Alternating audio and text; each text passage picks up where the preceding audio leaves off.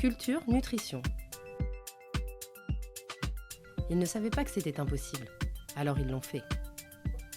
Bonjour à toutes et à tous. Aujourd'hui, j'ai donné rendez-vous à Laurie Galarza, la fondatrice de Lumae, qui est une jeune marque de céréales pour le petit déjeuner, dans ce nouvel épisode de Culture Nutrition. Bonjour Laurie. Bonjour Grégory. Écoute Laurie, je suis ravi de te recevoir dans cet épisode de Culture Nutrition et ravi à double titre. D'une part parce que tu es une entrepreneur de la nutrition, de l'alimentation saine et durable. Donc tu vas nous expliquer un petit peu ce que tu fais chez Lumae et quelles sont tes convictions par rapport à l'alimentation de demain. Et doublement parce que tu es une ancienne de Nutrikeo. Donc on se connaît depuis quelques années puisque tu as réalisé ton stage de fin d'études il y a quelques temps chez nous. Et donc, je trouvais ça intéressant pour la symbolique et le lancement du podcast Culture Nutrition, puisque nous sommes ici dans le premier épisode de notre nouvelle chaîne de podcast, d'interviewer quelqu'un qui était passé chez Nutrikeo et qui ensuite s'était lancé dans l'entrepreneuriat, puisque l'objectif de Culture Nutrition, le podcast, c'est de mettre en lumière les femmes et les hommes qui entreprennent dans la nutrition. Donc, la boucle est bouclée, de retrouver des anciens de Nutrikeo dans l'entrepreneuriat, ça fait toujours plaisir. Donc, on va pouvoir discuter à la fois de nutrition et d'entrepreneuriat avec toi. Écoute, pour commencer, et avant de rentrer un peu dans ta vie d'entrepreneur et dans tout ce qui t'a amené, motivé à entreprendre, est-ce que tu peux nous expliquer ce qu'est Lumae et quelles sont les spécificités de ta marque? Bien sûr, déjà merci beaucoup pour cette introduction. Je suis honorée d'être la première à participer à ce podcast. Merci pour l'invitation. Je suis donc la fondatrice de Lumae. C'est une entreprise que j'ai créée il y a, alors officiellement l'entreprise à peu près 2 ans et demi, mais qui faisait suite voilà, à toute une phase de test de marché qui a duré aussi à peu près 1 an. Donc on va dire que ça fait 3 ans et demi que je suis entrepreneur. Et l'idée, c'est vraiment de proposer donc des produits qui soient à la fois sains, qui soient gourmands, qui soient durables, à commencer par les produits du petit déjeuner. Donc voilà, deux gammes de produits aujourd'hui, des céréales croustillantes et des granolas super pépites pour le petit déjeuner de toute la famille. D'accord, très bien. Bon, et on y reviendra après. Tu nous expliqueras un peu quelles sont les actualités de la marque, quels sont tous les plans de développement et puis voilà comment ça fonctionne, le chiffre d'affaires, les recrutements, etc. Ouais. Et avant de rentrer dans ces détails de business, on va essayer de comprendre un peu la dynamique qui t'a poussé à entreprendre. Donc, est-ce que tu peux nous en dire un peu plus sur toi, ce que tu as fait comme études, ce que tu as fait même plus tôt dans ton enfance et quelles sont un peu toutes les graines qui ont été semées au cours de ta vie et qui t'ont donné envie à un moment donné de te lancer dans l'entrepreneuriat? Oui, alors j'ai un parcours assez atypique puisque j'ai commencé en fait mes études en me dirigeant vers un parcours très agri dans le sens agricole, avec un bac STAV, donc sciences et techniques de l'agronomie et du vivant. Donc j'étais déjà, on va dire, voilà, dans le côté alimentation, agriculture depuis mon jeune âge. J'ai poursuivi en BTS production animale, donc là j'étais vraiment très agri.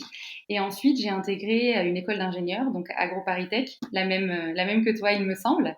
Tout à fait. Et voilà, et donc j'ai poursuivi mon parcours, alors toujours vraiment dans une direction très agri pour commencer. Et puis c'est au fur et à mesure de mon parcours et des rencontres que j'ai fait, des expériences que j'ai eues, des choses que j'ai appris aussi, où je me suis un petit peu plus tournée vers le côté agroalimentaire. Et du coup, j'avais vraiment en fait ces deux facettes, le côté production et puis le côté aussi transformation des aliments. Et c'est ce qui m'a voilà, c'est ce qui m'a beaucoup plu. En parallèle, je me suis aussi intéressée à tout ce qui était nutrition, santé, le lien justement que pouvait avoir notre alimentation sur notre santé et les problèmes aujourd'hui qui découlaient de la surconsommation d'aliments ultra transformés, ultra sucrés, etc. Et voilà, par expérience personnelle, j'ai été assez frustrée, on va dire, sur une catégorie en particulier de produits, en faisant justement attention à l'alimentation, c'est les Mhm. céréales du petit déjeuner. Parce que j'en consommais voilà, énormément et depuis très petite. Et c'est vrai que c'est en grandissant et en me rendant compte qu'en fait c'était l'un des aliments les plus transformés que, voilà, que je voulais plus manger ça et pourtant j'adorais. Et c'est ce qui m'a, dans un premier temps, donné l'idée de faire mes propres recettes, voilà, de beaucoup plus cuisiner sur ce moment-là de la journée. Et puis, c'est comme ça que j'en suis venue à créer Loumaï. D'accord. Non, mais tu parlais de parcours atypique, en fait, c'est pas si atypique que ça. Au contraire, c'est très cohérent d'avoir, été intéressé assez tôt, à l'agriculture, puis à l'alimentation, puis à l'impact de l'alimentation sur la santé. Tout ça est finalement assez cohérent, et si on remonte un petit peu plus loin, peut-être dans ton histoire, qu'est-ce qui t'a amené à t'intéresser à ces sujets, agricoles et alimentaires? Et ben, c'est peut-être là d'où vient la partie plus atypique. C'est que justement, au départ, j'étais plutôt partie dans cette filière-là parce que j'étais une grande amatrice d'équitation D'accord, et j'avais justement décidé d'orienter mon parcours dans un objectif de travailler dans ce milieu-là. Donc, qui n'est absolument pas le cas aujourd'hui. Donc, comme quoi, voilà, on change d'avis. Donc, j'y suis allée pour ça. Et puis, en fait, c'est en découvrant le milieu agricole que voilà, ça m'a passionnée et j'ai continué dans cette voie-là. d'accord, d'accord et ça t'a pas donné forcément envie de travailler dans la filière équine, plus particulièrement? Non, c'est vrai que du coup, j'ai plus gardé cette partie-là, comme passion et comme plaisir et pour le côté professionnel, là, je suis vraiment restée dans l'agronomie. D'accord et tu as déjà des entrepreneurs autour de toi? Enfin, tu étais dans un écosystème entrepreneurial, qu'est-ce qui t'a donné cette envie d'entreprendre et finalement très tôt puisque si je me souviens bien, tu as créé ton entreprise juste après ton stage de fin d'études, on avait même, commencé à goûter certains produits, je crois, certains tests, Oui. un peu pilotes. C'est vrai, c'est vrai, c'est vrai. Oui, je pense que je sais pas si j'étais prédestinée, mais en tout cas de ma famille proche, donc mes 2 parents sont tous les 2 entrepreneurs à leur compte, donc D'accord, ils ont toujours travaillé pour eux. Dans ma famille, il y a aussi plusieurs entrepreneurs, donc c'est vrai que j'ai quand même eu cette culture assez tôt d'entreprendre, d'avoir son entreprise, de gérer son affaire, on va dire. d'accord, Et puis voilà, c'est vrai qu'assez naturellement, j'ai eu envie. J'avais déjà cette idée qui me trottait. Alors pendant ma dernière année d'études, pendant mon stage de fin d'études, j'y pensais. Je faisais mes petits essais à côté en parallèle justement de mon travail. J'aimais bien le soir en rentrant. En fait, je cuisinais, je faisais des petits tests, je faisais goûter à mes amis. Et puis c'est les gens aussi qui m'ont incité à me lancer en me disant mais c'est super. Pourquoi tu proposes pas ça Voilà, pourquoi tu crées pas une marque Pourquoi tu le proposes pas et puis après, je me suis dit, ben, pourquoi pas en fait? Pourquoi pas? Est-ce que c'est le bon moment? Est-ce que c'est pas le bon moment? On se pose beaucoup, beaucoup de questions à cette période-là. Surtout que, ben, en sortant des études, ce qui est difficile, c'est qu'on n'a pas vraiment de background derrière. On se lance un petit peu comme ça dans le vide. Et puis, je l'ai oui. vraiment pris comme une expérience. Je me suis dit, en fait, c'est pas grave. Je sais pas si c'est le bon moment ou pas. De toute façon, est-ce qu'il y a vraiment un bon moment? Je ne pense pas. Mmh. Donc, j'ai rien à perdre entre guillemets. Si ça fonctionne, et ben tant mieux. Voilà, je lance mon entreprise. Et si ça fonctionne pas, et ben en fait, j'aurais juste appris énormément de choses. Et puis ça aura été voilà une étape de ma vie très très enrichissante. Donc dans tous les cas, je pouvais pas en ressortir perdante. Donc je m'étais donné à D'accord. peu près un an pour tester et me Oui. dire voilà, est-ce que vraiment go, je continue à fond à 100% ou est-ce que au bout d'un an en fait je me rends compte que non, ça va pas, c'est pas viable ou alors le marché n'est pas là, etc. Et j'arrête. Donc là, tu as validé, ta preuve de concept comme on dit, c'est tu as passé la Oui, période des oui, là elle est passée depuis un moment. Là, on est plus dans une phase maintenant de développement. d'accord, ouais, tu vas nous en dire un petit peu plus et si tu n'avais pas entrepris, spécifiquement dans le secteur alimentaire, ça aurait pu être dans quel autre secteur? Ou alors est-ce que pour toi, c'était une évidence qu'il fallait, entreprendre dans ce secteur-là? C'est une très bonne question. J'avoue que je me suis pas particulièrement posé la question. J'ai eu cette idée et je me suis dit, voilà, pour la réaliser, je le vois que en étant entrepreneur. Donc c'est ça aussi qui m'a poussée à entreprendre. Si j'avais eu une autre idée, peut-être qu'effectivement, j'aurais complètement changé de voie ou je sais pas. D'accord. Et alors, par rapport au démarrage de l'entreprise, ce qui m'intéresserait de comprendre aussi, c'est, quand on démarre comme ça, qu'on est, juste sorti d'école, ça veut dire qu'on n'a pas forcément trop de finances, on n'a pas d'argent de côté et cetera. Donc comment tu fais pour, lancer ton entreprise au début avec, finalement des capitaux assez limités? Comment ça s'est passé l'amorçage de la boîte? Oui, alors ça a été dur. En toute transparence, ça a été très difficile parce que, Oui, et ça, c'est peut-être, entre guillemets, une erreur que j'ai pu faire, c'est de ne pas travailler au moins un petit peu pour avoir le oui, chômage. Oui, parce que en fait, j'avais zéro revenu. Il faut savoir que quand on se lance à la fin des études, on a le droit à rien, c'est ça. je veux dire en termes d'aide, financière. Donc je me suis lancée non seulement en partant de zéro, mais aussi en partant de 0 dans le sens où j'avais zéro salaire. Donc c'est bien parce que ça m'a poussée à aller vite. J'avais pas le temps entre guillemets de traîner ou quoi que ce soit, donc il fallait être sûre de ce que je faisais. Donc ça mettait aussi un petit peu de pression. J'avais un petit peu moi à titre personnel, d'économies qui m'ont servi, pour vivre. J'ai eu la chance de remporter quelques concours, Ah oui, vraiment avec des au tout subventions. exactement, voilà, donc d'avoir, quelques subventions. J'avais notamment eu, le prix étudiant entrepreneur, donc c'était quand même Ah un oui, bien, concours, voilà, qui avait rapporté à peu près 10 000 €. d'accord. Donc ça, c'est quand même super, super pour commencer et en fait, c'est avec ces petits concours-là, j'avais aussi eu une bourse de la Fondation AgroParisTech Oui, pour tous ces projets, entrepreneuriaux. Et ça, c'est ce qui m'a permis en fait de financer, on va dire, le côté vraiment démarrage de l'activité, voilà, d'investir sur les premières choses sur lesquelles il faut investir. Et j'ai fait une campagne de financement participatif aussi sur Ulule. d'accord. Donc Ce qui t'a une permis de financer première peut-être des premiers stocks ou des premiers développements? exactement, Mmh. ouais, qui m'a permis de financer justement les premières fabrications, les premiers stocks, l'achat des matières premières, la création de la marque, tout ça. D'accord. Mais c'est vrai que toutes ces subventions, elles t'ont servi, j'imagine, à développer l'entreprise, créer les produits, mais pas forcément à te rémunérer au début. Donc ça veut dire qu'il faut être assez, frugal dans son mode de vie à côté, voilà, pour démarrer. Oui, complètement. Bah, c'est vrai que c'est des sacrifices, hein, c'est des sacrifices. Moi, ça a été pendant, je ne me suis pas rémunérée pendant presque 3 ans ou Ah alors, oui, on va dire, vraiment des rémunérations qui étaient très, très, très minimes, des remboursements de frais, voilà, des choses comme ça. Et c'était en fait, finalement sur mes économies, personnelles, toute cette partie, on va dire, subvenir à mes besoins. Donc ça oui, ça c'était, ça c'est vrai que ça a été la partie la plus difficile et c'est depuis, pas très longtemps seulement que je peux, voilà me rémunérer. Mais c'est un choix aussi, c'était de me dire: «OK, bah, moi je peux, voilà, je peux faire attention, je peux vivre de manière, très, très, très modérée et cetera» parce que j'ai vraiment envie de créer ça. Je mets toute mon énergie, je mets, toute mon envie et voilà et tout finalement. Donc voilà, mettre aussi certaines choses entre parenthèses pour un certain temps. Ça peut pas durer toute la vie, on est bien mmh, d'accord.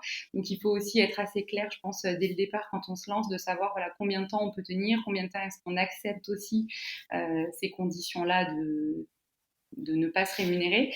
Moi, j'avais prévu 2 ans, sincèrement, pas trois. J'avais prévu oui, deux. Première année, bah, c'était montage de projet, donc c'était évident que je ne pouvais pas me rémunérer. ça Et au bout c'était d'un prévu. an, comme je disais tout à l'heure, c'était de me dire, OK, voilà, est-ce que je suis prête à repartir pour un an de plus parce que tous les signaux sont au vert, pardon. C'est juste que comme ça sera le démarrage, je ne pourrai pas encore me rémunérer, mais par contre, dans un an, je pourrai. Sauf qu'il y a eu le Covid entre-temps Et oui, et que le moment où j'étais vraiment en phase d'accélération et où j'ai créé la société, donc c'était en janvier 2020, et 2 mois après, on était confinés. Donc ça a, on va dire, reporté d'un an de plus le fait que l'entreprise se développe suffisamment pour que je puisse enfin me rémunérer. d'accord. Mais justement, par rapport au développement de l'entreprise, est-ce que tu peux nous donner quelques chiffres sur, voilà, là où tu en es aujourd'hui, chiffre d'affaires, points de vente, nombre de produits, nombre de personnes dans l'équipe, enfin voilà, tout ce que tu veux ou peux partager avec nous?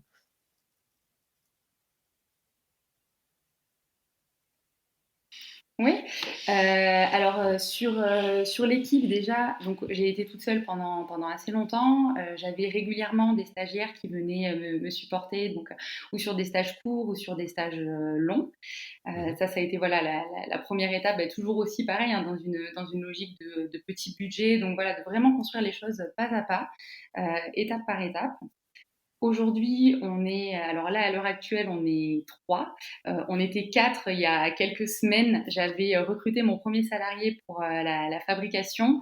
Bon, on n'a pas poursuivi, mais du coup, je recherche quelqu'un, à nouveau pour, cette partie, production. D'accord. Donc, on va dire qu'aujourd'hui, on est une équipe de 4 personnes avec une, qui s'occupe de la communication, une qui s'occupe de la partie commerciale et du coup quelqu'un, en production et moi. D'accord, Donc OK. ça, c'est d'un point de vue équipe. D'un point de vue gamme, bah, j'ai commencé avec uniquement un type de produit, les céréales croustillantes. Ça a vraiment été le produit sur lequel j'ai le plus travaillé en termes d'innovation, puisque c'était les premières céréales croustillantes cuites au four et non pas extrudées, un peu type céréales enfant, Mmh. qui m'ont demandé beaucoup, beaucoup de travail en termes de R&D, process et recettes. Alors juste pour bien expliquer, Ces ce que tu entends par céréales-là, céréales croustillantes, oui, ce sont des petits carrés, si je me souviens bien, des céréales en forme de petits oui. carrés de pâte qui est cuite, hein, c'est ça? Tout à fait. En fait, c'est comme des petits Mmh. biscuits, c'est juste que la texture est un peu plus croquante et croustillante et ne va pas ramollir dans le lait, qui fait qu'on les consomme vraiment comme des céréales, type céréales enfant, même si le positionnement, finalement n'est pas si enfant que ça. Ça va quand même être plus des adultes qui vont les consommer, un peu, on va dire des adultes qui justement ont pu consommer des céréales enfants quand ils étaient plus jeunes et font maintenant attention à leur alimentation ou alors des adultes qui les achètent justement pour leurs enfants et leur éviter de manger, des céréales, trop sucrées. D'accord. J'ai développé donc une deuxième gamme de produits, ça c'était, en début d'année 2021, donc il y a un petit peu plus d'un an, des granolas. Alors au début, je voulais pas du tout faire des granolas parce qu'il y en a déjà énormément sur le Oui, marché, et c'est vrai que je me suis dit: «Bah, finalement, voilà, faire des granolas, comment est-ce que je vais me différencier?» Alors que les céréales, j'étais vraiment sur un positionnement très différent. Et puis, bah, chez Loumei, on n'aime pas faire les choses comme tout le monde. Donc, je me suis dit: «OK, je veux bien faire des granolas» parce que j'avais beaucoup de demandes de la part de mes clients, particuliers comme professionnels. Donc on a fait du granola super pépite pour avoir en fait vraiment, bah, quelque chose de très généreux, de très gourmand. Et sur ce produit-là, on a vraiment mis l'accent sur, le plaisir et la gourmandise, tout en restant sur un produit qui est sain, qui est pas sucré, à faible index glycémique, mais plus gourmand. Et ça a énormément plu, ça a très bien fonctionné, tellement bien qu'aujourd'hui, ça représente 80% presque de nos ventes. d'accord. On fait beaucoup plus de granola finalement maintenant que de céréales. Et on a aussi travaillé voilà, avec des recettes très différentes de ce qu'on peut trouver, on va dire, chez nos concurrents, avoir toujours une petite originalité en plus, voilà, pour réussir à sortir du lot dans cet océan de granola. D'accord. Ce qui nous fait au total aujourd'hui une gamme de 12 produits permanents, plus un granola éphémère qui change tous les mois. Alors ça, c'est un travail monstrueux en termes de R&D. Je ne sais pas qui a eu cette idée, mais je crois que c'est moi. J'imagine. Donc, tous les mois, on fait une nouvelle recette de granola éphémère en exclusivité sur notre boutique en ligne. Voilà, et en édition limitée. Donc ça s'est bien développé, hein, puisque avec un démarrage de 4 produits, aujourd'hui on en a 13. OK. J'ai 2 références de granola salés aussi, j'en ai pas parlé, mais Ah oui, 2 granola salés qu'on va plutôt consommer à l'apéritif ou alors à mettre en topping sur les soupes et salades. Ça, c'est pour la partie du coup produit. Et ensuite, en termes de chiffre d'affaires et de nombre de points de vente, donc ça a bien évolué aussi, puisqu'au départ, bah, j'ai commencé avec évidemment 0 point de vente. Le démarrage a été assez long, finalement, le temps de se faire connaître. C'est très dur. En fait, les premiers points de vente, c'est vraiment les plus difficiles parce que, entre guillemets, on sort de nulle part. Il faut bah, se créer sa légitimité, il faut se créer sa réputation, il faut avoir des preuves aussi à montrer au magasin. Donc le démarrage a été assez long, plus Covid, etc. Mais on est passé, on va dire, l'année dernière, on devait avoir une trentaine de points de vente. À cette année, on doit avoir entre 70 et 80 points de vente réguliers, je parle, voilà, qui fonctionnent. d'accord, OK. Et c'est quoi comme type de point de vente? C'est essentiellement du magasin spécialisé bio, hein, je crois? Complètement, Mmh. 100% de réseaux spécialisés. Alors, c'est ou des magasins bio indépendants ou du vrac, donc dans des épiceries zéro déchet. Et on a aussi pas mal de magasins de producteurs locaux. Donc, comme on est en région parisienne, on a aussi beaucoup de clients qui ont ce profil de magasin. D'accord. Et justement, au niveau de ton organisation commerciale, comment tu fais pour Oui. diffuser tes produits? Tu as une équipe, tu as un réseau externalisé, comment ça se passe? Non, nous, tout est internalisé, que ce soit en termes d'équipe, de production, ou voilà, on fait tout nous-mêmes. J'ai une commerciale donc, qui est en alternance, Élise, qui fait de la prospection, qui s'occupe aussi de nos clients, donc de prendre des nouvelles. On essaye vraiment d'avoir une approche en fait très humaine dans notre développement commercial On n'est pas en fait, on va pas prospecter à tout va, mais en fait, on va vraiment essayer d'aller, cibler des prospects, qui sont qualitatifs pour nous et de leur proposer des produits si on sait aussi que, ça va fonctionner dans leur magasin. On les accompagne, on fait, des animations justement dans les magasins. Voilà, c'est pas juste, on vous vend nos produits et puis ensuite, débrouillez-vous. On essaye vraiment de mettre en place une relation de confiance avec eux, pour que ça fonctionne et que ça fonctionne sur le long terme. D'accord. Et les autres profils que tu as dans l'équipe, parce que tu disais que vous étiez 3 ou 4 personnes, Oui, c'est quel type de profil? alors j'ai Marianne qui est aussi en alternance. Elle va plutôt s'occuper donc de la partie, communication, réseaux sociaux. Elle m'aide aussi alors vraiment sur, plein de choses, dans l'entreprise. Il faut savoir que tout le monde est très polyvalent chez Lumae. Donc, un jour effectivement quelqu'un peut faire, du commercial ou de la communication et le lendemain venir m'aider en fabrication. Mmh. Voilà, c'est vraiment tout le monde met la main à la pâte. Des fois, bah, il faut coller aussi des étiquettes. Des fois, il faut aller faire une livraison. Des fois, il faut aller faire une animation. Voilà, c'est vraiment très, très varié. Chacun fait un peu de tout en ayant quand même, bien sûr, son domaine de prédilection. Et récemment, donc, j'avais un salarié pour la partie production, mais qui n'est pas resté. Donc, je cherche à recruter de nouveau quelqu'un pour la production. En attendant, D'accord. c'est moi qui suis repartie dedans, mais ça fait quand même du coup, là, en ce moment, beaucoup à gérer Et de oui. faire la production plus le reste. Oui, parce que tu as fait ce choix d'internaliser la fabrication, à la production industrielle, ce qui est finalement assez rare, auprès des startups du food, Mmh, qui lancent comme ça des nouvelles marques. En général, on est plutôt sur des modèles qu'on appelle fabless, c'est-à-dire sans usine, où on va travailler plutôt avec des sous-traitants, ouais. qui vont avoir cette expertise industrielle. Alors pourquoi ce choix stratégique d'internaliser la production avec, bah, toutes les contraintes qui vont avec, j'imagine? Complètement. On me l'a énormément conseillé puisque au départ de mon aventure entrepreneuriale, j'étais suivie justement par des incubateurs, voilà, pour avoir un petit peu de formation sur l'entrepreneuriat. Tout le monde me disait: «Mais Laurie, pourquoi est-ce que tu fais pas sous-traiter la production? Tu te rends pas compte du travail que c'est que de vouloir, voilà, avoir ta propre usine». Pour l'instant, c'est pas une usine, mais ton propre atelier, voilà, c'est une charge énorme de travail, des soucis, de l'investissement, et cetera. J'ai dit: «Oui, certes, mais d'un côté, c'est ma formation aussi. Je suis ingénieure agronome. J'ai pas envie, en fait, que mon métier soit derrière un ordinateur voilà, à dire à quelqu'un de faire comme ci ou comme ça. Mais voilà, j'ai vraiment envie que ça soit en interne. Et puis surtout qu'on ait à la fois la liberté et qu'on ait la maîtrise sur ce qu'on fait, comment on le fait, avec qui on a envie de travailler, comment on a envie de travailler, au niveau des approvisionnements, être en fait complètement libre de nos choix pour justement faire les choix qui nous semblent les plus justes. D'accord, et tu penses qu'aujourd'hui, tu as atteint un niveau de qualité, un niveau de traçabilité sur tes produits que tu n'aurais pas si tu passais par des sous-traitants? Alors, j'ai pas eu l'expérience, donc je ne sais pas, mais je sais qu'on a par contre une souplesse qu'on n'aurait pas, avec Mmh. les sous-traitants. En termes déjà de fraîcheur des produits, nous, il faut savoir entre le moment où le produit il est fabriqué et le moment où il est livré, que ce soit au particulier ou au magasin, généralement c'est, 1 semaine.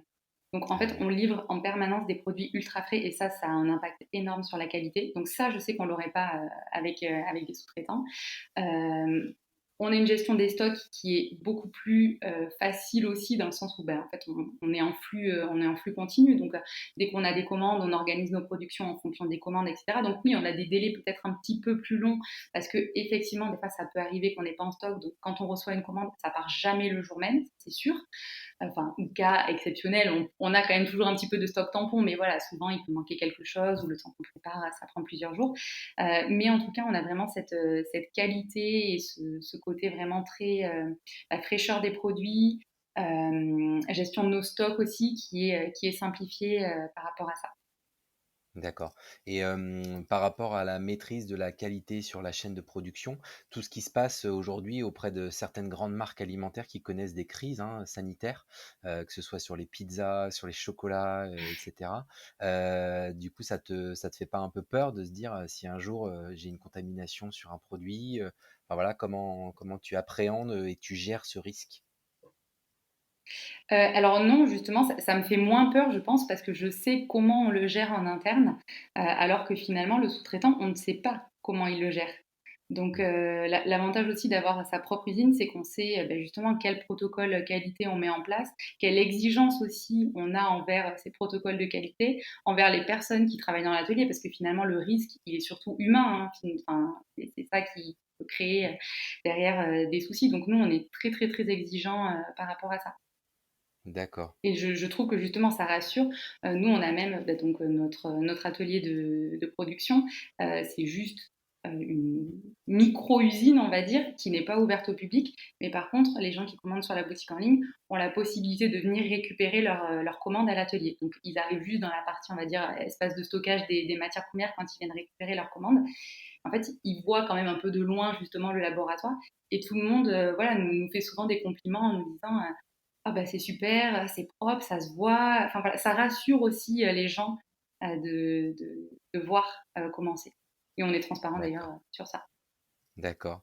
Et l'ambition de développement et de croissance de l'entreprise et donc de l'outil de production, c'est quoi aujourd'hui? Qu'est-ce que tu t'es donné un peu comme feuille de route? C'est de rester, à ce stade-là, qui est un stade, on va dire, entre l'artisanal et l'industriel avec une maîtrise de la qualité, de la fraîcheur très, très forte? Ou au contraire, tu ambitionnes de grossir et de développer peut-être un site industriel un peu plus conséquent?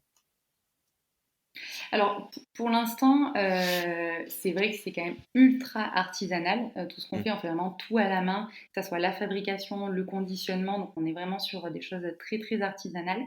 Il y a des choses que j'aimerais pouvoir automatiser et d'autres que je ne veux pas automatiser. Typiquement, sur, on va dire, plus le côté production. Il y a aussi un certain savoir-faire dans la fabrication des produits, le fait que ce soit fait à la main, dans des quantités qui sont raisonnables, qui nous permettent justement d'avoir une bonne qualité et une bonne maîtrise des produits. Et autant il y a certaines étapes, typiquement toute la partie conditionnement, qui n'a le fait que ce soit nous qui remplissons à la main les paquets un à un, n'a absolument aucune valeur ajoutée par rapport à notre travail. Donc le fait que ce soit une machine qui le fasse à la place, ça serait formidable pour tout le monde, même pour le confort aussi de la personne qui Mmh. le fait.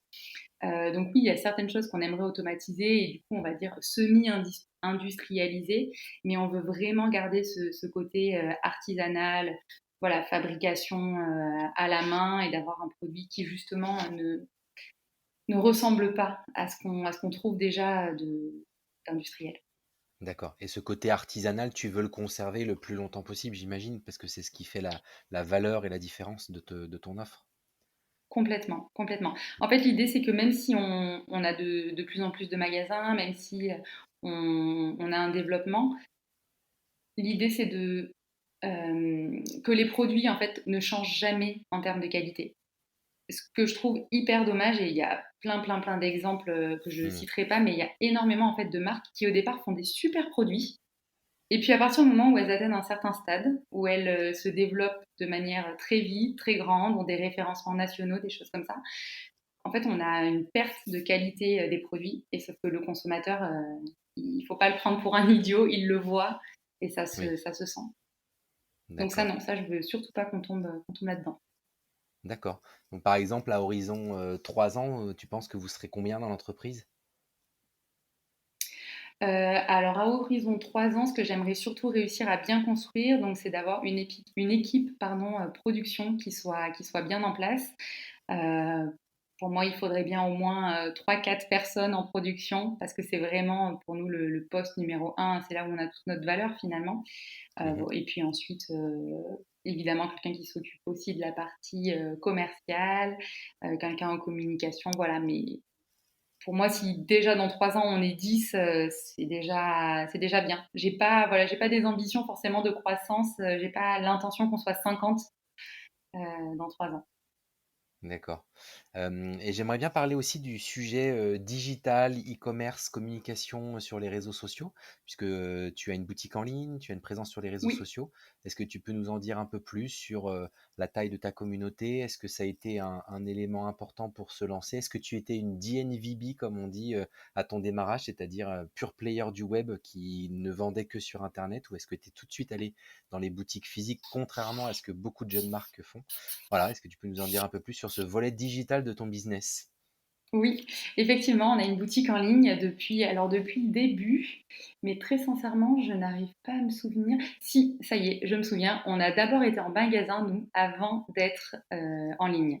Donc non, je ne suis pas un pur produit du digital. J'ai été d'abord dans un magasin vrac en tout premier, À Bordeaux tout, même, tout, je crois, hein, tout non? à Bordeaux, Oui. exactement. C'était à Sénac, une épicerie qui malheureusement aujourd'hui a fermé. Mais c'était voilà, une toute petite boutique vrac qui avait référencé nos produits. Et ensuite, la boutique en ligne, finalement, elle est venue après la campagne de financement participatif. Parce que les gens nous disaient super, c'est génial, on a participé à votre campagne, on a commandé vos produits, on les a reçus, on les a mangés, c'était très bon, mais comment est-ce qu'on fait pour les retrouver? Et à ce moment-là, en fait, on avait très très très peu de points de vente. Donc du coup, c'est ça aussi qui m'a incité à créer la boutique en ligne, puisque les gens de toute la France voulaient retrouver aussi nos produits et pouvoir se faire livrer chez eux. Donc c'est comme ça que j'ai créé la boutique en ligne. Au départ, je faisais absolument aucune communication, c'était juste les gens qui avaient déjà commandé ou alors par le bouche à oreille. Ensuite sont venus bien sûr donc les réseaux sociaux, Instagram, Facebook, qui se sont développés petit à petit. Sincèrement, c'est pas quelque chose que je développe beaucoup, sûrement même pas assez. Parce qu'il y a du potentiel, mais c'est vrai qu'aujourd'hui, j'avoue que c'est plutôt par manque de temps qu'on ne Mmh. le fait pas suffisamment. Mais oui, dès qu'on l'a fait un petit peu, ça fonctionne. Voilà, faire quelques concours aussi, faire des partenariats, des choses comme ça permet toujours de développer sa communauté, de se faire connaître, de gagner en visibilité. Et ce qui est marrant, c'est que même les réseaux sociaux, en fait, ne nous rapportent pas uniquement des clients sur la boutique en ligne, mais nous rapportent aussi et de plus en plus de clients pro. Parce que tous les magasins, finalement, maintenant, sont aussi alors surtout Instagram. Et, euh, et récemment, on a été référencé dans une petite chaîne de magasins en Belgique qui nous a connus via Instagram. Donc c'est voilà, c'est quand même important aussi d'être sur ces réseaux-là D'accord. et d'avoir une activité même minime. Nous, on a aujourd'hui, je crois que sur Instagram, presque 4000 abonnés, ce qui D'accord. est pas énorme. D'accord, et tu as des actions proactives type, sponsoring, et cetera pour aller capturer, des abonnés ou pousser certaines offres, promotionnelles ou autres sur, Instagram? On en a fait un petit peu l'année dernière, mais là, j'avoue que ça fait un moment qu'on en fait plus. D'accord, Là, on a plus mis l'accent et nos efforts sur le développement commercial B2B d'accord, et en justement sur le magasin. B2B, tu fais des salons peut-être pour, conquérir des distributeurs, type magasin bio? Donc des salons comme, Natexpo ou, ce type d'événements?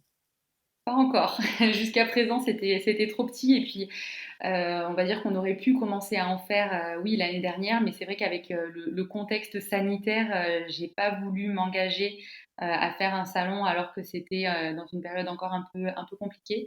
Mmh, Mais alors cette année, le Natexpo, il est à Lyon, donc on va pas y aller. Mais mmh. typiquement l'année prochaine où il sera sur Paris, là on projette de le faire.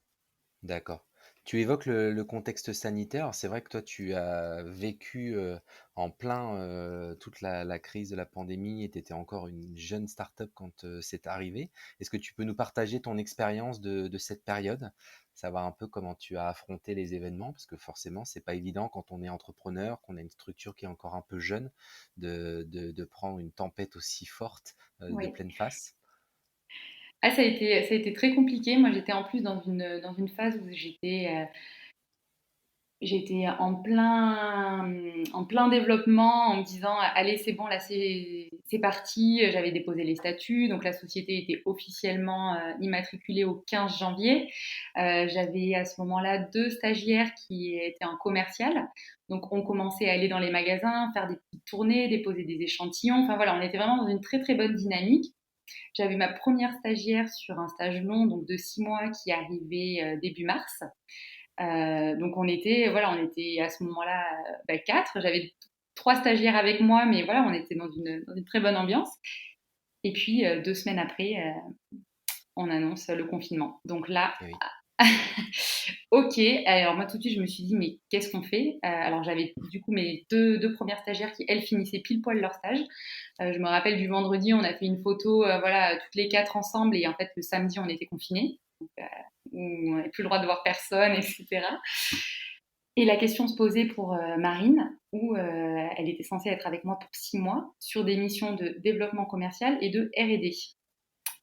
Confinée pendant 6 mois, c'était un petit peu compliqué de, De développer des nouveaux produits et et de de développer. prospecter. et de les prospecter parce que clairement les magasins avaient vraiment d'autres préoccupations à ce moment-là que d'aller, d'écouter entre guillemets Lou Mahé qui arrive pour présenter ses produits.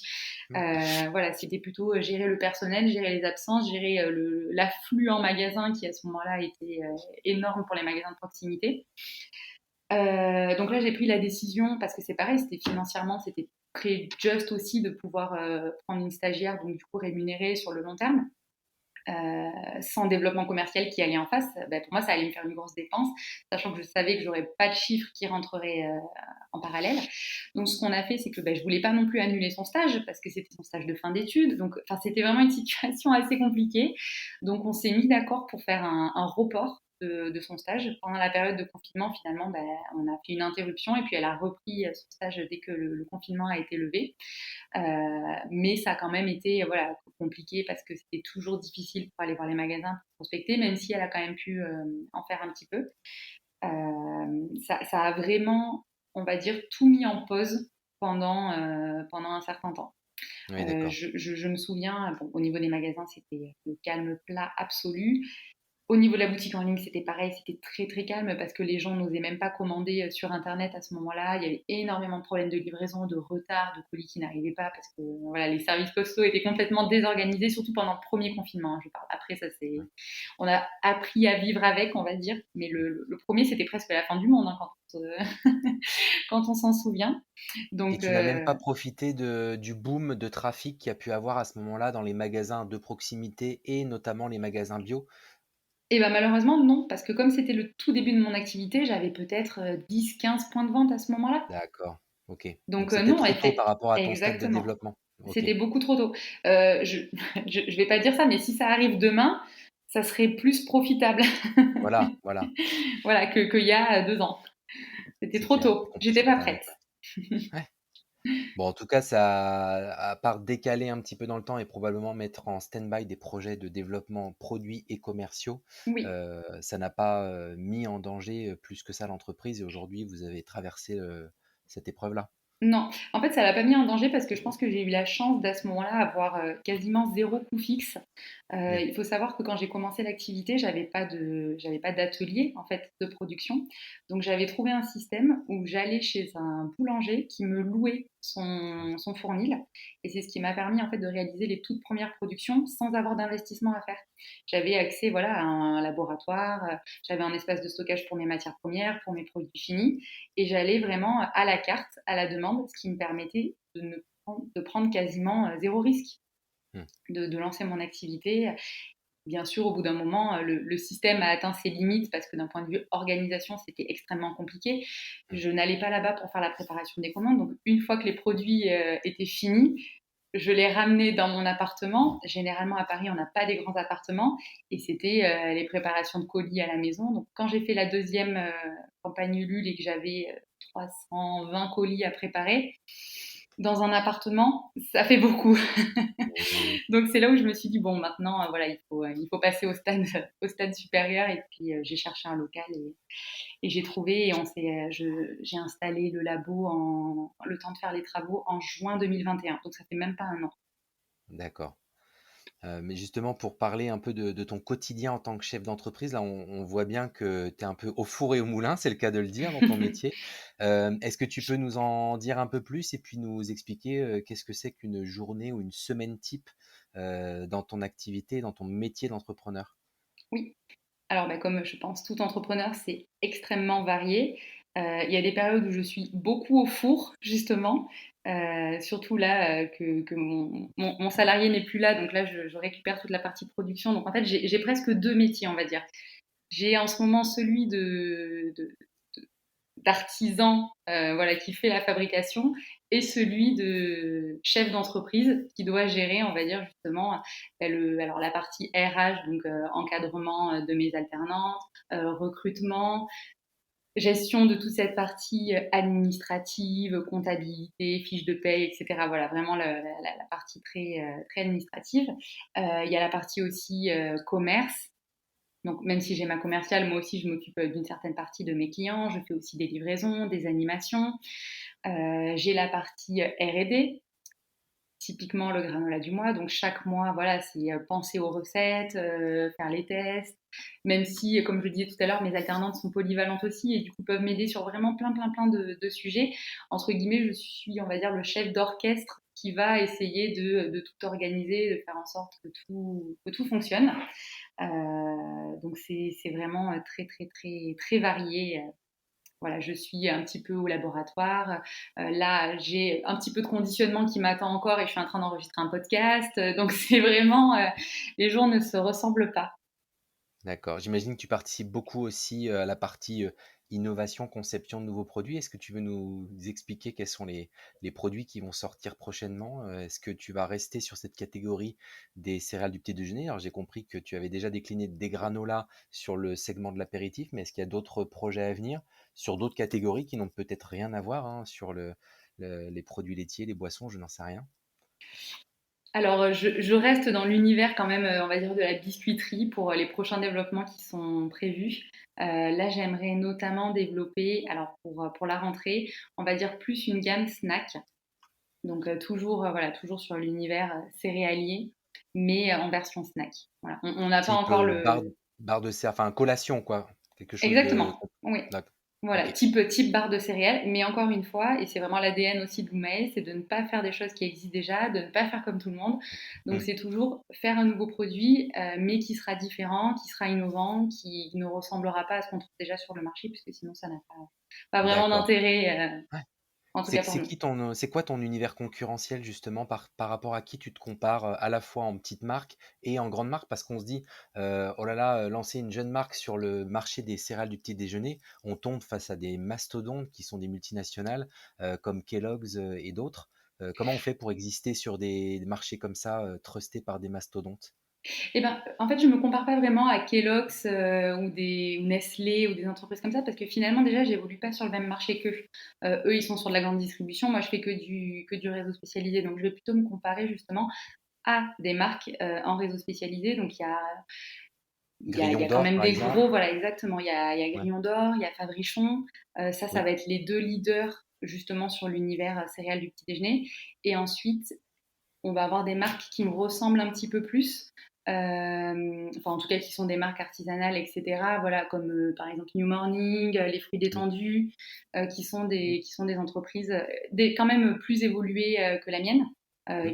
voilà, qui sont plus grosses, qui ont commencé aussi avant, mais qui sont dans la même démarche, on va dire au global de ce qu'on propose, voilà, de proposer une offre plus saine, plus responsable aussi. D'accord. Et justement, hein, c'est un bon point si on peut parler un peu de ta vision à la fois de cette alimentation saine et durable, de ta vision de l'alimentation au sens large. Enfin, voilà, c'est quoi un peu tes convictions et là où tu veux emmener ta marque?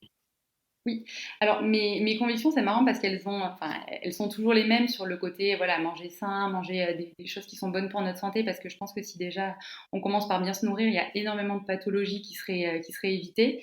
Mais avant, j'avais une approche vraiment très nutrition, on va dire, sans trop prendre en compte le côté plaisir. Oui, il fallait que ça soit mangeable, mais je voyais d'abord la chose par le côté santé et nutrition. Et en fait, aujourd'hui, je me rends compte que pour que les gens changent et envie de changer leurs pratiques alimentaires, le premier point, c'est pas que ça soit sain, c'est que ça soit bon. En fait, il faut que ça soit d'abord bon et ensuite sain, et pas l'inverse. Complètement. Et Et ça, ça, je pense qu'il y a trop de marques alimentaires, des jeunes et des moins jeunes, hein, qui l'oublient. C'est que en matière d'alimentation, on peut faire le produit le plus vertueux du monde pour la planète, pour la santé, etc. S'il n'est pas bon, les gens ne l'achèteront pas ou alors ils l'achèteront une fois pour tester et ce sera terminé. exactement. C'est vraiment ça et c'est ce que je mets au cœur de tout développement produit. C'est que il faut que quand on le goûte, on se dise oh, c'est trop bon. Et Mm. ensuite, il faut que ça coche tous les critères justement nutritionnels qu'on s'est fixés en termes de taux de sucre, en termes de transformation. Nous, c'est facile vu que comme tout est artisanal, ça coche forcément nos critères par rapport au degré de transformation des aliments. Mais c'est vraiment le critère premier, il faut que ça soit super bon. Et c'est comme ça que les gens se disent, OK, je suis prêt à changer mes habitudes, je suis prêt à manger un produit qui est meilleur pour ma santé, qui est plus sain, mais s'ils prennent plaisir à le manger, parce que comme tu disais, un produit qui est super sain, mais qu'on mange avec pas trop d'appétence ou pas trop d'envie, on va le faire une fois, deux fois, et puis on va se lasser. Mmh. Si l'alimentation est triste, il faut que ça reste un Mmh. plaisir. Et sur le volet durable, c'est quoi ton positionnement? Je pense que les produits sont bio et certifiés, Oui. pour la plupart, et est-ce qu'il y a une autre démarche, de conception, favorable à l'environnement? Est-ce que tu fais attention à tes sourcings, à la distance parcourue, à la logistique, à la consommation d'énergie peut-être sur ton site de production? Enfin voilà, tous ces aspects qui à un moment donné impactent l'empreinte environnementale de ton produit. Complètement. Pour moi, le bio, c'est, on va dire, le minimum. C'est la chose de base. Mais j'ai toujours envie d'aller plus loin, alors que ce soit d'un point de vue approvisionnement par rapport à la distance. Typiquement sur nos farines, donc qui servent à la fabrication des céréales, on se fournit depuis quasiment le tout début de l'entreprise chez un meunier qui est à Château-Landon, qui est dans Seine-et-Marne, donc là où on a notre atelier, doit être à peu près à 80 km de notre site de production. C'est l'un des derniers, en plus, meuniers artisanaux sur la région Île-de-France. Donc nous, on prend vraiment 100% de nos farines là-bas, un mélange de blé, seigle, épeautre et sarrasin. Donc effectivement, ça nous coûte plus cher que si on prenait des farines ailleurs en France, ou alors encore pire exemple voilà, de l'étranger. Mais c'est vraiment par conviction. Et puis pour nous, ça paraît évident de prendre les ressources d'à côté quand elles existent, bien sûr, parce que ce n'est pas toujours le cas. Mmh. Dans nos produits, on a pas mal de choses avec du chocolat, avec des épices, avec des fruits qui ne sont pas forcément français ou européens, donc qui viennent d'un peu plus loin. Mais par rapport à ça, on va quand même toujours aller chercher des labels supplémentaires, typiquement pour tout ce qui est chocolat, cacao. On prend issu du commerce équitable, toujours. OK. Et tout ce qui va être oléagineux, donc les amandes, les noisettes, on va se sourcer principalement en Italie, voire Espagne. Mais voilà, toujours d'avoir ce côté le plus proche possible. Pareil pour les cacahuètes, on va prendre des cacahuètes qui sont origine Égypte et non pas origine Chine, qui représentent, je pense, 80% des cacahuètes qu'on trouve voire 90% peut-être même, j'ai pas les chiffres, mais les cacahuètes qu'on trouve sur le marché. Donc oui, il y a vraiment cette démarche de c'est bio, mais si possible, local, c'est Mmh. l'idéal, ou sinon, le plus près qu'on peut trouver, c'est le mieux. Et puis on a D'accord. toujours des axes d'amélioration. C'est vrai que c'est ça qui est bien aussi, c'est qu'en se développant, on a des volumes qui parfois nous permettent d'avoir accès à certaines origines, ou alors de travailler en direct avec des fournisseurs, où c'est pas le cas quand on est tout petit. En fait, finalement, on est obligé de passer par des intermédiaires, par des grossistes, qui Mmh. font que c'est pas possible d'aller chercher tel ingrédient de tel fournisseur en particulier, parce qu'on n'a pas les volumes qui sont suffisants. Oui, et inversement, le fait de pas non plus avoir des volumes trop importants, pour l'instant, ça permet Oui. aussi d'aller chercher peut-être des produits de plus petite production, mais plus qualitatifs, Mmh. et plus rémunérateurs aussi pour les producteurs agricoles, j'imagine? Complètement. Oui, oui. Mmh, d'accord. Et alors cette vision et ces convictions que tu as par rapport à l'alimentation, j'imagine que tu te les appliques à toi-même. C'est quoi un peu tes routines alimentaires? Est-ce que tu as tes habitudes, sur quel circuit, tu fais tes courses? Quel type d'alimentation tu as au quotidien? Alors, j'ai la chance d'aller souvent livrer mes clients, qui sont ou des magasins bio, ou des épiceries vrac, ou des magasins de producteurs locaux. Donc ça me permet en fait, d'être au quotidien dans des magasins où je peux justement, voilà, acheter, ce dont j'ai besoin. Donc ça, c'est très, très, très pratique. Après, en toute transparence, il y a quelque chose dont je manque énormément, surtout en ce moment, c'est le temps. Mmh. Donc on va dire que s'il y a un petit point sur lequel on peut me taper sur les doigts, c'est de ne pas cuisiner assez. Mmh.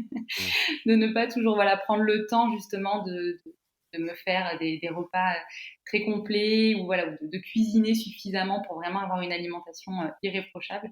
Mais effectivement, j'essaye quand même de bien me nourrir, ça c'est évident. Il y a certains produits que j'ai complètement bannis de mon alimentation, mais depuis très très très longtemps déjà, tout ce qui est industriel, en fait, je n'achète jamais. Si j'ai justement faim à 4 heures, je ne vais jamais manger des gâteaux que je vais avoir achetés au supermarché ou quoi que ce soit, ça n'existe pas, il n'y en a pas dans les placards.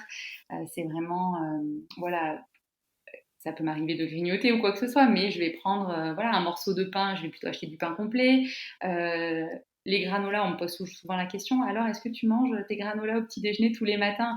Bah non, la réponse est non, je ne peux pas en manger tous les matins parce que j'en mange déjà presque tous les jours pour goûter les cuissons, etc. Donc C'est ça, le but n'est pas non plus de s'en écœurer. c'est ça. Donc non, Sinon, ça ça te donne m'arrive. l'impression de ramener du travail à la maison, c'est C'est ça? ça, exactement. Voilà. Quand il y a des invités et qui me disent à la maison, ah, on peut goûter, que je leur dis, bah, j'en ai pas ici. Ils sont outrés. Oui. Je leur dis, bah non, là en ce moment, il n'y en a pas ici. Voilà, il y en a au labo, mais il n'y en a Mmh. pas à la maison. Non, Tu non. évoquais la gestion du temps. Alors, c'est un grand sujet pour tous les entrepreneurs, hein, d'être écartelé entre de multiples choses à faire en même temps. Et puis, du coup, ça peut aussi déborder sur la vie personnelle. C'est quoi, toi, ton organisation cible? Voilà, comment tu fais pour gérer ce temps au mieux et à la fois gérer tout ce que tu as à faire dans ton quotidien d'entreprise et être quand même relativement équilibré vie pro, vie perso?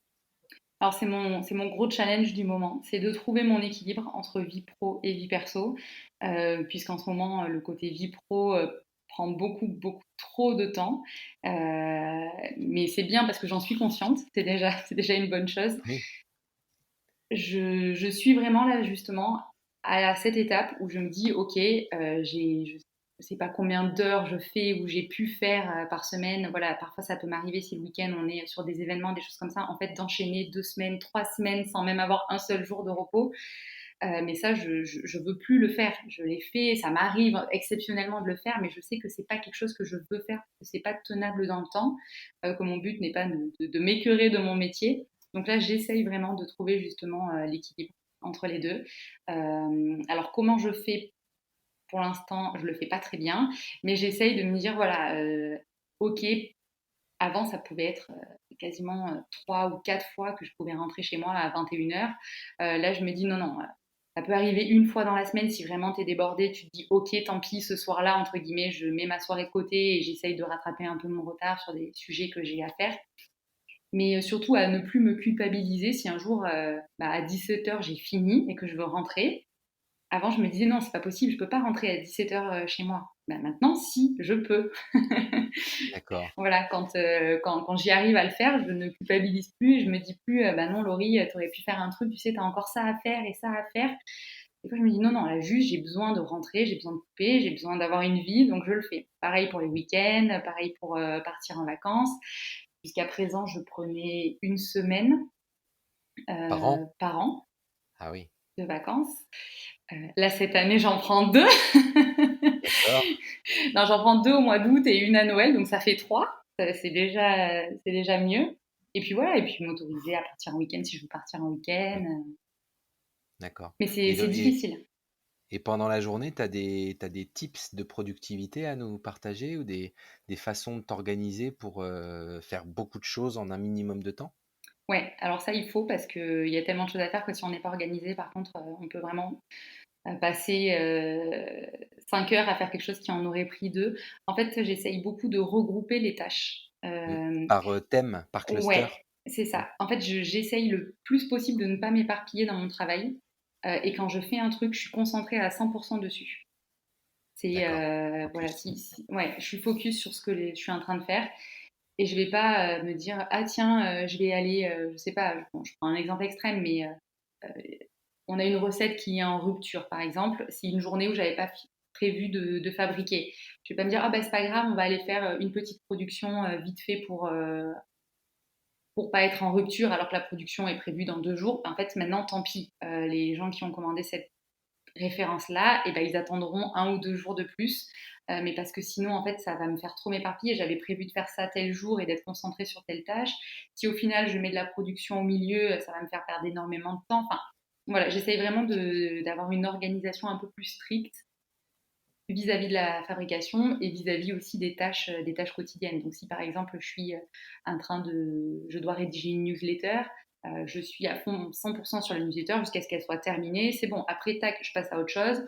Je la programme pour tel jour, telle heure quand elle doit partir et puis c'est bon, hop, je me libère de ça. Si je fais de la compta, que je suis sur mes factures, c'est pareil. J'ai pas envie de le faire, mais je m'y mets à fond et après c'est fait. On n'en parle plus. Donc D'accord. voilà un peu comment j'essaye de m'organiser. D'accord. Et tu parlais tout à l'heure d'incubateur qui t'a aidé à te lancer. Est-ce que tu as eu ou est-ce que tu as d'autres réseaux dans lesquels tu es intégré et qui peuvent éventuellement proposer parfois des accompagnements, du mentoring, des réseaux comme le réseau Entreprendre ou d'autres? Alors oui, je l'ai été du coup au tout début, au démarrage de l'activité. J'ai été accompagnée par les premières, donc sur Bordeaux, réseau d'entrepreneuriat féminin, puis sur Paris, donc dans les deux phases, la phase montage de projet et dans la phase développement et structuration.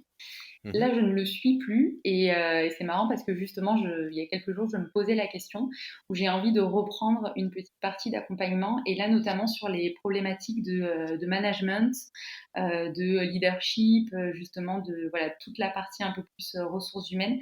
En fait, j'ai aucune formation en ça et comme j'ai pas travaillé en entreprise, j'ai jamais été manager ou quoi que ce soit, donc j'apprends sur le tas et on fait les choses avec le bon sens, j'ai envie de dire, mais il y a des choses qui des fois sont difficiles. Oui. Même si on veut bien faire les choses, c'est pas toujours facile de manager et encore plus quand on est chef d'entreprise, où du coup, on n'est pas juste manager, on est aussi le leader et le chef de Mhm. l'entreprise et du coup d'avoir cette posture-là, je pense que ça se travaille. C'est Bien pas sûr, c'est ouais. pas inné, en tout cas, pas pour moi. Oui, ça se travaille et ça peut entre guillemets s'apprendre. Alors justement, Ouais, est-ce que tu lis des livres, des revues, tu écoutes des podcasts sur ces ouais. sujets-là pour essayer de progresser? C'est quoi tes techniques? Oui, pour l'instant, c'est ça, j'écoute des podcasts, alors j'écoute plus des livres que je ne lis parce que j'avoue que j'ai un peu de route entre chez moi et ici, donc j'en profite, pour, lire des livres audio, et en D'accord? ce moment, voilà, je lis justement un livre sur le leadership de Don Miguel Ruiz. Ah d'accord, qui a écrit Heu, les 4 accords Toltec, si je dis pas de Exactement, bêtises? ouais, et le D'accord, cinquième OK. accord Toltec aussi. OK, et donc il a écrit un livre, appliqué au leadership et au monde Oui, de l'entreprise? oui, oui.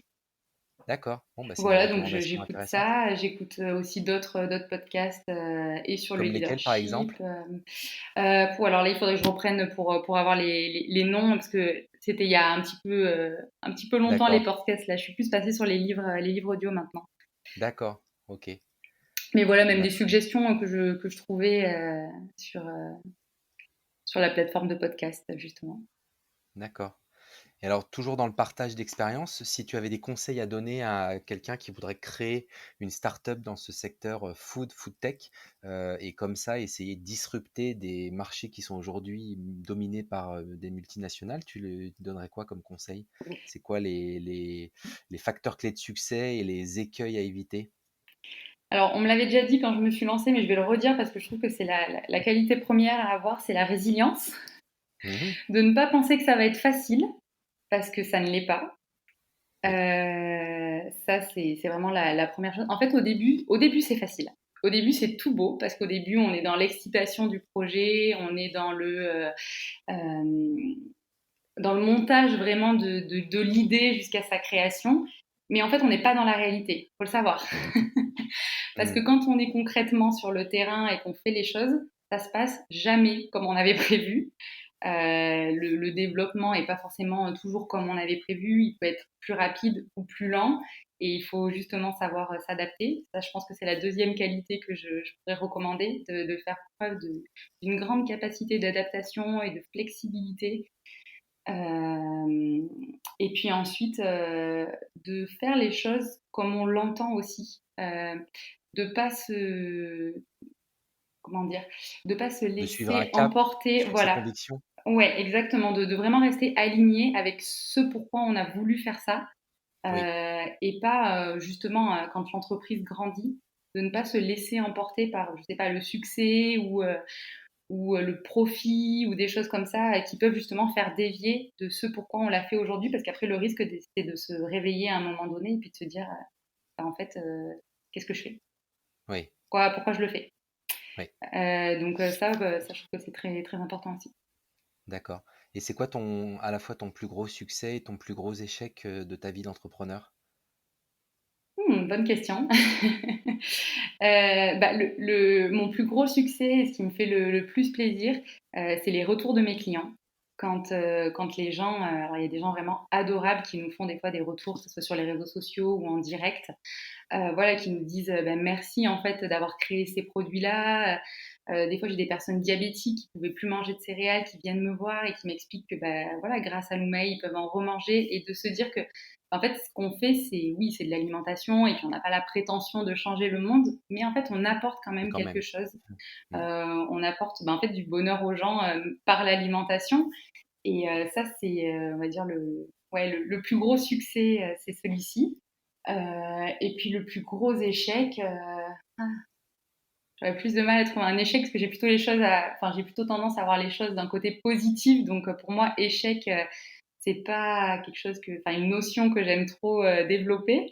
Ou Mais quelque chose qui s'est pas passé comme prévu, mais dont un que tu as échec, su qu'est-ce qu'on justement pourrait dire? retourner en positif, parce que ça t'a appris quelque chose, ça t'a permis de faire évoluer, ton organisation, ton business model, ou ton offre de produits, je sais pas? En échec, alors non, c'est pareil, c'est pas un échec, mais c'est typiquement sur les produits. J'ai lancé, et je le disais tout à l'heure, les céréales en premier et les granolas en suivant. Et aujourd'hui, les granolas fonctionnent beaucoup plus que les céréales parce que justement, je les ai pas créés tous les deux avec le même état d'esprit. Les céréales, je suis partie d'abord sur le côté sain et bon, alors que les granolas, je suis partie sur le côté bon et sain. Bon et Et sain. aujourd'hui, je me rends compte que justement, les céréales se vendent moins que les granolas parce que j'ai pas fait les choses dans le même sens et que Oui, je le remarque très clairement qu'il y en a une façon qui fonctionne mieux qu'une autre. ouais, non, mais c'est Donc, hyper intéressant. donc là, c'est pas, voilà, c'est pas un échec parce que les céréales plaisent à une certaine typologie de personnes, mais en Mmh, fait vont toucher une cible qui est quand même beaucoup plus restreinte que les granolas et qui mmh, aujourd'hui m'amène quand même à me poser la question du coup vis-à-vis de ce produit sur qu'est-ce que je fais. Est-ce que je le retravaille pour qu'il soit justement plus gourmand?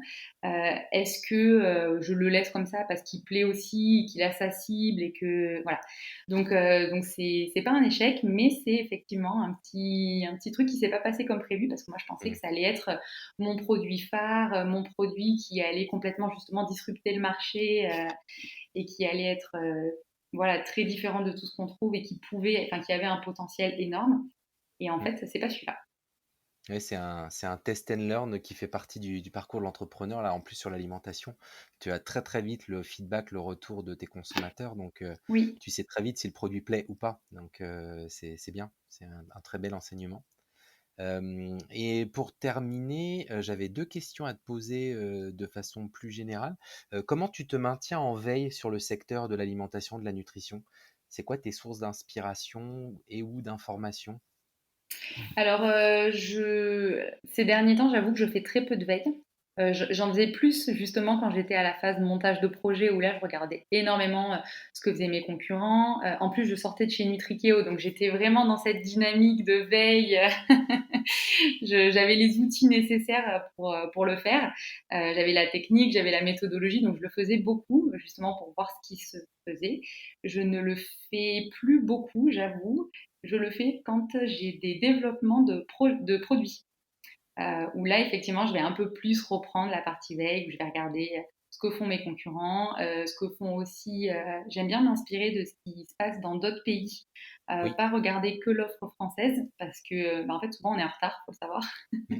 Quel pays, par exemple, te semble les plus pionniers sur le sujet? Je trouve que au Canada, ils sont vachement plus avancés que nous. Et puis en plus, bon, voilà, il y a une partie française aussi, donc ça facilite les recherches. Je regarde aussi ce qui peut se faire dans les pays, on va dire plus de l'Europe du Nord, dans les pays Mmh. scandinaves, des choses comme ça, qui sont voilà avec pareil plus avancés sur les notions d'alimentation saine, etc. Voilà mes principales sources d'inspiration. D'accord. Et pour finir, Et puis des comme fois tu par pur hasard, pardon. non, non, vas-y, tu continue. Non, je disais des fois aussi par pur hasard en recherchant justement des marques ou alors en regardant, parce que ce que je regarde quand même le plus, c'est les innovations qui se font justement Mmh. dans la food, les nouvelles entreprises qui se lancent. Alors là, ça peut être vraiment en suivant ce qui se passe sur LinkedIn, voilà, les repartages de certaines personnes sur Internet, sur des sites justement de tendances nutrition. Voilà, je regarde aussi un petit peu. D'accord.